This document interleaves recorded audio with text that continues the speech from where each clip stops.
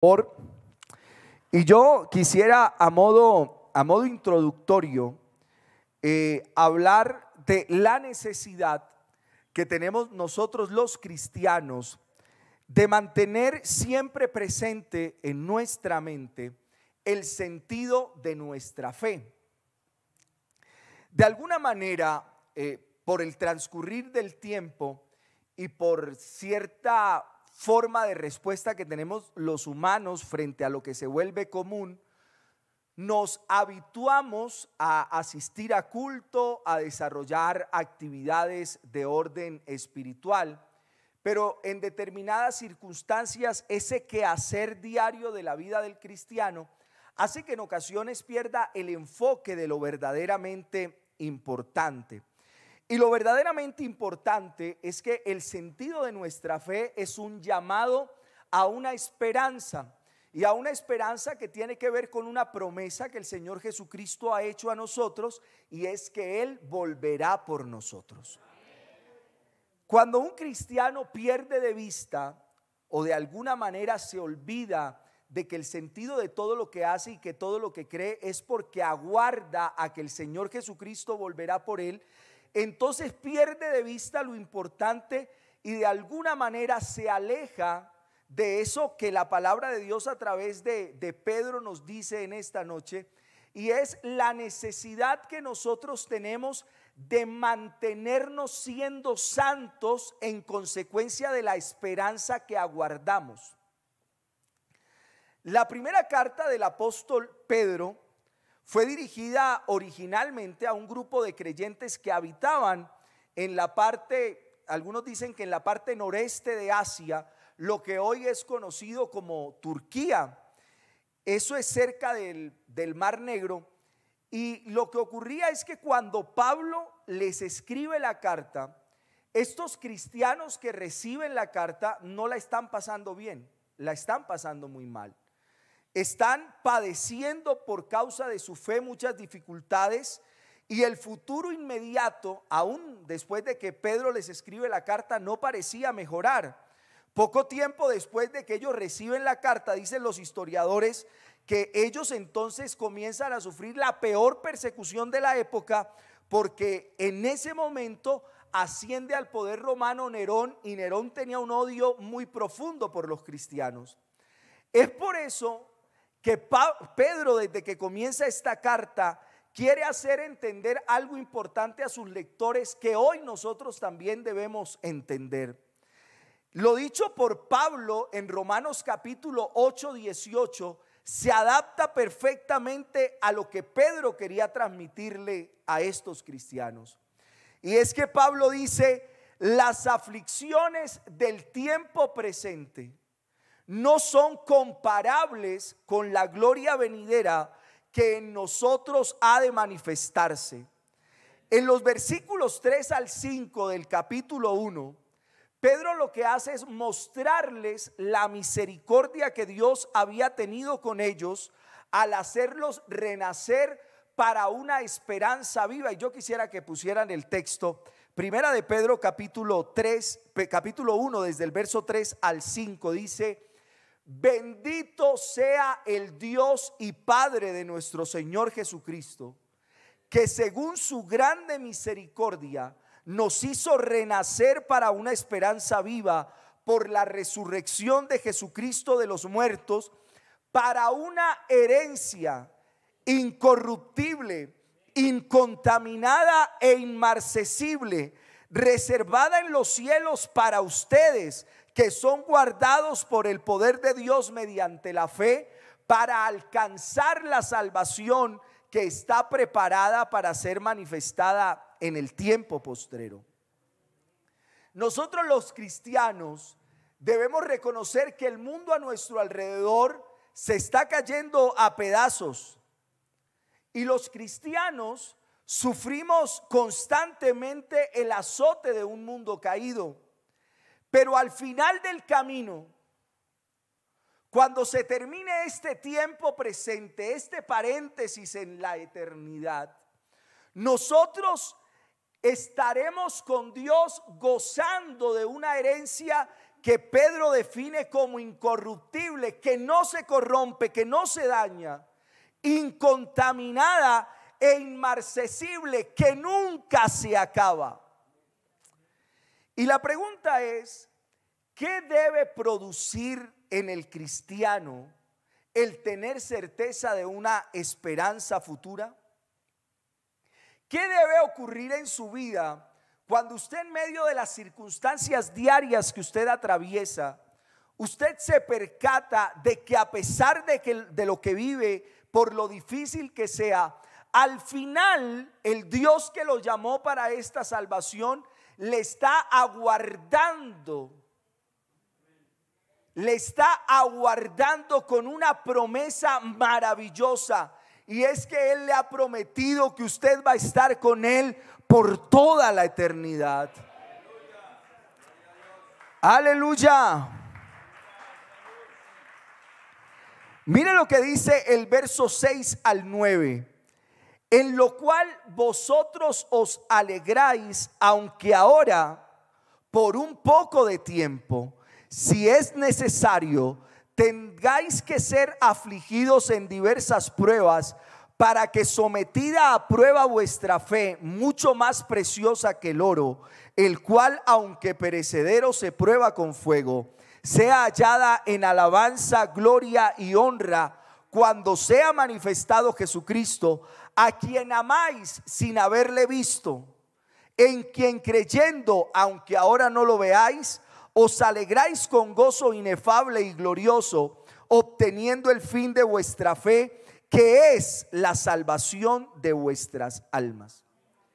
Fíjese que la Biblia en ningún momento hace un planteamiento en el cual al cristiano se exima de padecer las mismas cosas que cualquier individuo puede padecer. En ese sentido, nosotros debemos entender que en la vida cristiana vamos a tener que atravesar momentos difíciles. Unos en consecuencia de nuestra incapacidad para entender cuál es la voluntad de Dios, y cuando tomamos decisiones en las cuales no tomamos en cuenta a Dios, pues tenemos que asumir las consecuencias de eso que hacemos. Pero lo que nos plantea Pedro acá es un hecho distinto, y es que Dios permite, escuche esto, Dios permite que nosotros atravesemos distintas circunstancias para que nuestra fe sea probada. Y lo que Pedro utiliza es un símil o una comparación. Entonces dice que así como el oro es probado con fuego, escuche eso, así como el oro es probado con fuego para determinar su legitimidad o lo bien compuesto que pueda estar, y poder también eliminar ciertas impurezas de él, así también nuestra fe, nuestro conjunto de creencias, eso que usted dice creer acerca de Dios, Dios permite que eso sea probado a través de diversas pruebas, así suene redundante, para que nuestra fe al final, mire cómo debe ser hallada: en alabanza, gloria y honra. Así que el problema no está en que tengamos que atravesar pruebas en nuestra vida, que tengamos que atravesar dificultades en nuestra vida, sino en la manera como nosotros afrontamos las distintas circunstancias que llegan a nuestra vida. Nadie planea estar mal. Nadie planea un mal diagnóstico. Nadie planea una pérdida de distinta índole. Pero ahí es cuando se hace verdaderamente efectivo lo que usted dice creer. Porque muchos de nosotros nos hemos habituado a vivir una fe teórica, una fe de supuestos, de convicciones que el día que son estas probadas o confrontadas se vienen abajo. A mí me parece muy llamativo el hecho de que Dios inspirara al proverbista a hablar de un concepto, y es de cómo las moscas muertas echan a perder el perfume del perfumista, y así en consecuencia una pequeña locura le es contada muy mal a una persona que, aunque se haya mantenido bien, en un momento hace algo que va en contra de lo que dice creer. Y a nosotros sí que nos sorprende cuando personas que han sido ejemplo para nosotros, en determinado momento parece que se van en contra de lo que siempre nos han dicho. Nosotros en Dios no podemos habituarnos a vivir de conceptos. Nosotros debemos aprender a vivir de realidades. Hay cosas que usted puede saber teóricamente, pero que hasta cuando no las experimenta en su vida no se hacen reales. Usted puede saber que Dios sana, pero lo puede saber a partir del principio bíblico. Lo puede saber a partir de la experiencia ajena, pero nada como el hecho de que en algún momento todas sus posibilidades desde la ciencia se acaben y la única esperanza que usted tiene es que Dios obre un milagro. Dios lo obra. Después de eso a usted nadie tiene que venirle a decir que Dios sana. Usted sabe que Dios sana porque en su vida Dios se ha hecho efectivo a través de un milagro. Pero es triste cuando el cristiano habituado a creer a partir de conceptos, cuando entra en medio de la prueba, decide abandonar su fe. Decide abandonar lo que cree porque siente que la circunstancia que está atravesando es demasiado difícil, que tiene que esperar demasiado. Pues yo quiero decirle que usted no ha esperado tanto. Quiero decirle que nosotros no hemos esperado tanto. La promesa que el Señor Jesucristo le hizo a Abraham, por ejemplo, tardó más de 40 años en cumplírsela. ¿Cuánto ha tenido usted que esperar? En esta noche, quiera Dios que nosotros podamos convencernos, percatarnos de la necesidad de no perder de vista la esperanza para cual Dios nos ha llamado. El apóstol Pedro había conocido personalmente a Jesús, había compartido con él, pero la mayoría de los lectores de esa carta que él escribe, así como nosotros, no tuvieron ese privilegio.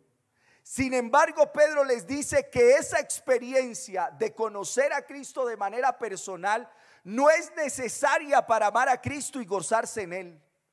Nosotros los cristianos amamos a Cristo sin haberle visto.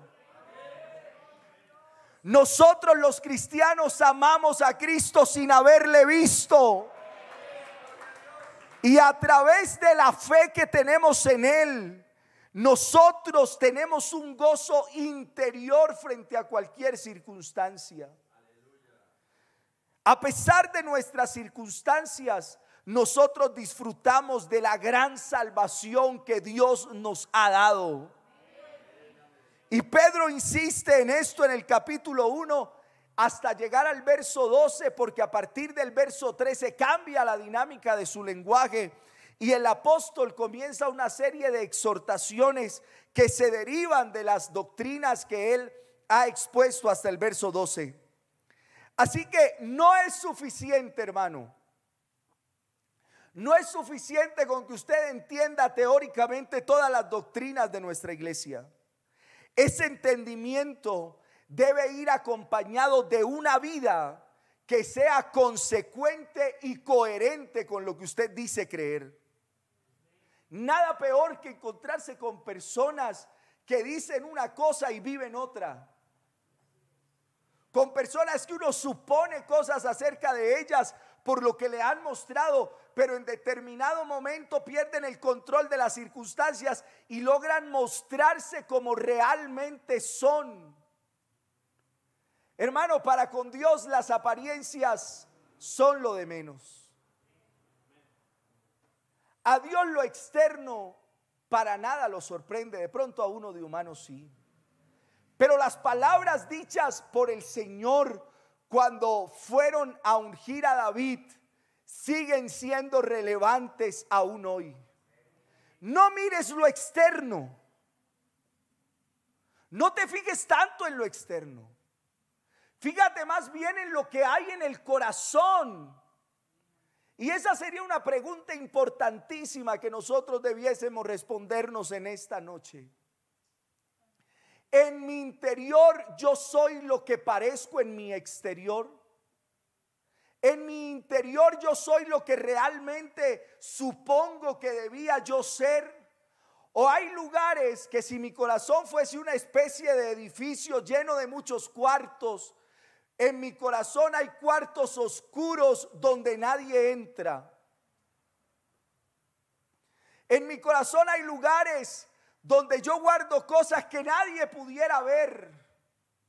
Sentimientos que no son concordantes con lo que Dios dice que deben habitar en nuestro corazón.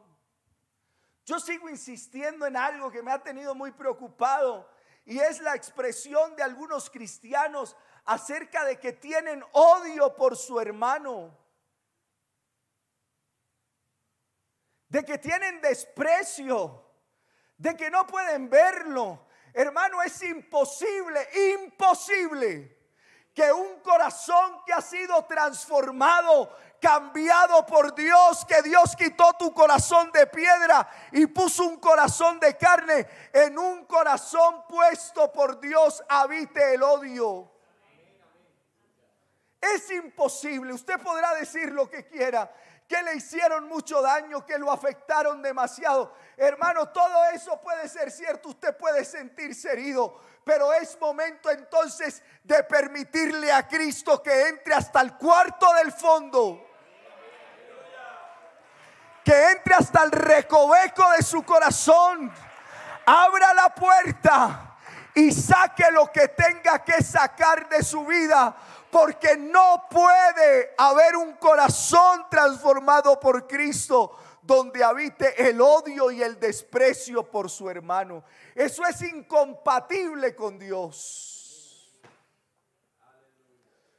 Hermano, el amor de Cristo es demasiado grande. Y fíjese que Pablo, hablándole a la iglesia en Filipos, les dice que en nosotros debe haber ese mismo amor. Haya pues en vosotros. Y yo recuerdo siempre una pregunta, y yo lo repito cada vez que hago clases prebautismales, que es una historia que en el fondo tiene un sentido bonito de la misericordia de Dios. Cerca de mi pueblo hay un corregimiento, y cuando comenzó la iglesia en mi pueblo, un joven cristiano muy metido en las cosas de Dios, fue líder, pero luego se fue y terminó en unos temas de la ilegalidad, para no entrar en detalle. Así que cuando en ese lugar ponen un pastor y él se entera que está ese pastor, un día se lo encuentra y decide hablar con él y contarle lo que había sido de él. Cuando este pastor le hace el planteamiento de la necesidad de volver a Dios, él le hace una pregunta que guarda un sentido importante. Y él le dice: pastor, si yo he matado a uno, ¿Dios me perdona? Y el pastor le dice: Dios te perdona. Y luego él, casi que como Abraham, pero en el sentido contrario, le dice: pastor, ¿y si he matado a dos? Si han matado a dos, Dios te perdona. Pastor, ¿y si he matado a tres? Dios te perdona. Pastor, ¿y si he matado a cinco? Entonces el pastor como que dice: mira, tranquilo, no importa cuántos hayas matado, si vas con un corazón arrepentido ante Dios, Dios te perdona. Y a usted puede que eso le choque, a usted puede que eso le parezca contrario, a usted puede que eso le parezca lo más absurdo de lo que yo haya dicho en esta noche, pero eso fue lo que vino a hacer Jesucristo por nosotros. Jesucristo no vino a buscar a las personas santas, a las personas sanas. Esas no tienen necesidad de médico. Jesucristo vino a buscar y a salvar lo que se había perdido. Lo que se había perdido. Y si el Señor Jesucristo, aún en su momento culmen de la obra de salvación, dijo: perdónalos porque no saben lo que hacen. Y Pablo dice que debemos tener el mismo sentir que tuvo Cristo. ¿Cómo es que nosotros no podemos perdonar? ¿Cómo es que nosotros guardamos en nuestro corazón el odio durante tanto tiempo y este se convierte en una raíz de amargura? Oiga, que Dios nos guarde a nosotros en esta noche. Que Dios guarde nuestro corazón, porque sobre toda cosa guardada, guarda tu corazón, porque de él mana la vida. Dios del cielo. Ese es el tema que Pablo va a desarrollar a partir del verso 13. Por tanto, ceñid los lomos de vuestro entendimiento, sed sobrios y esperad por completo en la gracia que se os traerá cuando Jesucristo sea manifestado. Esperad por completo en la gracia que se os traerá. Así que la esperanza cristiana es el centro de toda la primera epístola del apóstol Pedro. Y yo quisiera dar un par de cosas sobre cuál es el objeto de la esperanza cristiana. Si alguien le preguntara a usted hoy, cuando salga de acá, ¿qué es lo que usted espera con mayor expectación en su vida? Su respuesta debería ser siempre la misma. Lo que nosotros esperamos es el día que Dios ha señalado en su calendario para el regreso en gloria por nosotros. Eso es lo que nosotros más esperamos. Y por eso yo creería yo, es una forma de pensar, tal vez heredada o leída de algún lado, que cuando nosotros perdemos de vista eso es cuando más fácilmente nos alejamos de Dios. Cuando nosotros perdemos de vista que todo el tiempo estamos a la expectativa de ese momento que nosotros, algunos denominan la segunda venida de Jesucristo, otros lo llaman el arrebatamiento, otros lo llaman el rapto, que nosotros aguardamos esa esperanza todo el tiempo, no solo cuando venimos a culto. Y fíjense que eso es muy interesante, porque si usted está a la espera de que Jesucristo venga, pues su manera de comportarse en relación con absolutamente todo está mediada o limitada o supeditada a la esperanza que usted tiene. Es como que usted estuviera en un salón de clases y usted sabe que el profe está que llega, así que usted se comporta de tal manera de que el profesor cuando llegue lo encuentre bien. O que su jefe, cuando usted está y usted sabe que su jefe lleva a las 8:15, usted a las 8:14 se dispone frente a su computador de tal manera que cuando él entre por la puerta lo encuentre haciendo lo que lo mandó a hacer. Pero cuando perdemos de vista esto, ahí sí tenemos un verdadero problema.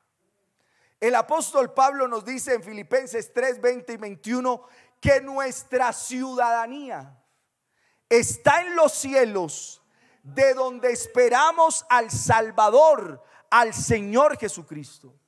Y el mismo Pablo en Colosenses 3 del 1 al 4 nos dice en el mismo sentido, escuche esto, porque es que esto aplica para los que verdaderamente hemos entendido esto del Evangelio. Escuche lo que dice Pablo: si pues habéis resucitado con Cristo, o sea, si es verdad que ustedes han resucitado con Cristo, y usted va a Romanos 6 y encuentra ahí que es resucitar con Cristo a través del bautismo, él les dice: buscad las cosas de arriba, donde está Cristo sentado a la diestra de Dios. Y continúa diciéndoles: poned la mira en las cosas de arriba, no en las de la tierra, porque habéis muerto y vuestra vida está escondida con Cristo en Dios. Y escuche cómo concluye: cuando Cristo vuestra vida se manifieste, entonces vosotros también seréis manifestados con Él en gloria. El cristiano debe vivir, no es que si puede. El verdadero cristiano debe vivir a la espera del regreso en gloria de su Señor. Para eso fuimos convertidos a Cristo. Pablo en primera de Tesalonicenses 1:9 dice: para servir al Dios vivo y verdadero y esperar de los cielos a su Hijo, al cual resucitó de los muertos, a Jesús, quien nos libra de la ira venidera.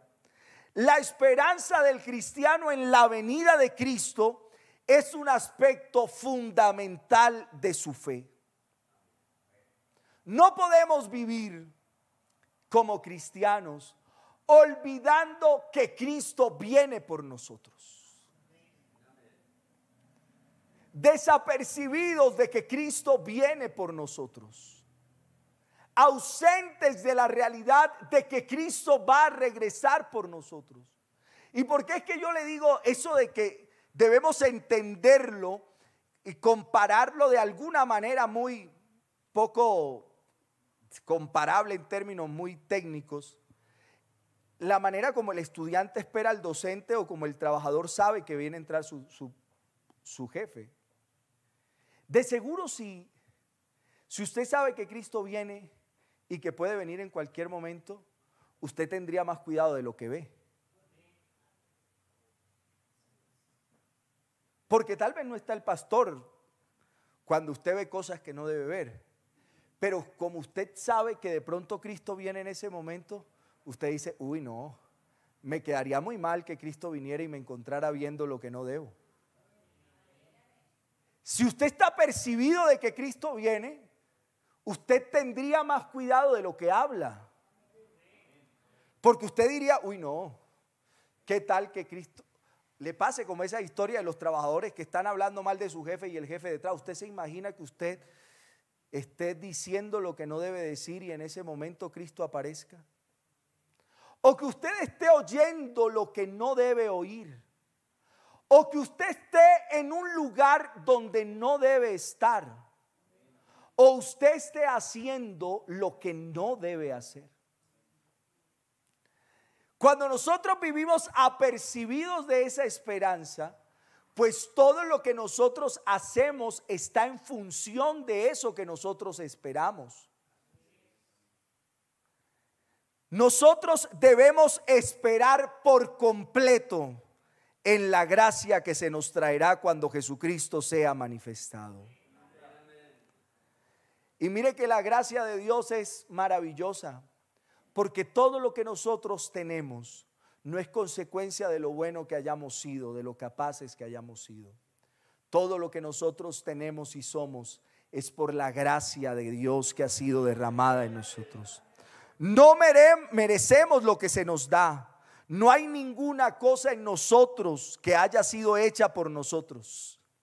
Él nos lo da todo. Es el favor de Dios que se muestra a favor de nosotros. Todo lo que nosotros tenemos es inmerecido. Y qué bueno que en consecuencia de todo lo que hemos recibido de Dios, lo amemos con todo nuestro ser y estemos apercibidos de esperarlo.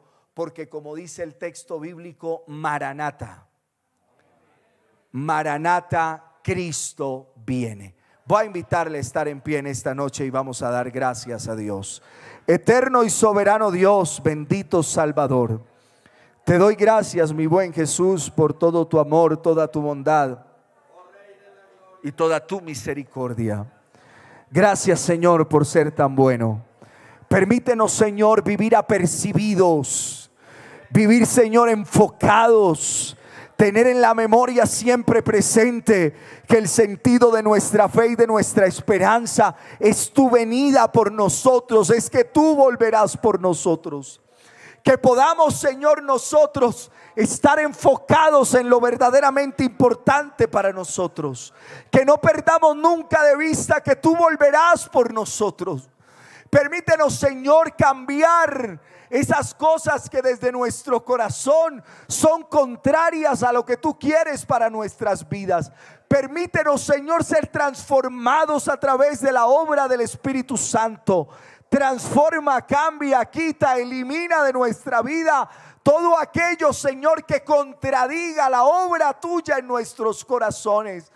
Te permitimos entrar hasta lo más recóndito de nuestro ser, poder examinarlo, escudriñarlo y con humildad aceptar que debemos ser transformados por ti, que debemos quitar cosas de nuestra vida, que no podemos seguir viviendo como a veces hemos vivido, que nuestro mayor deseo, Señor, es poder ser transformados en un abrir y cerrar de ojos para recibirte en el aire, para vivir contigo por toda la eternidad.